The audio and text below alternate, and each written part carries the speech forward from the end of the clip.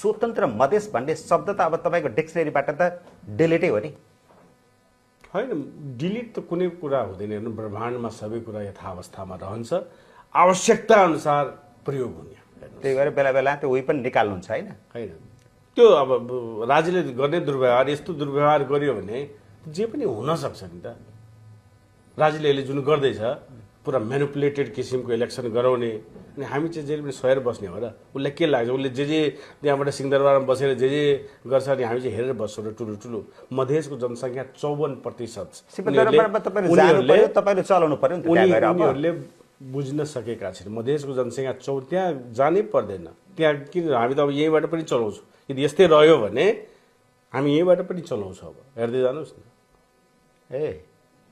त्यो भएको हुनाले मधेसबाटै चलाउनु अब त्यो उनीहरूले प्रहरी पनि प्रदेशलाई नदिएपछि हामी 30,000 जनजीले प्रहरीमा भर्ना गर्ने अभियानै ल्याइसक्यो। सिंहदरबार यता सार्ने अब सिंहदरबार उनीहरूको सिंहदरबार होस्, हाम्रो त आफ्नै दरबार हुन्छ नि।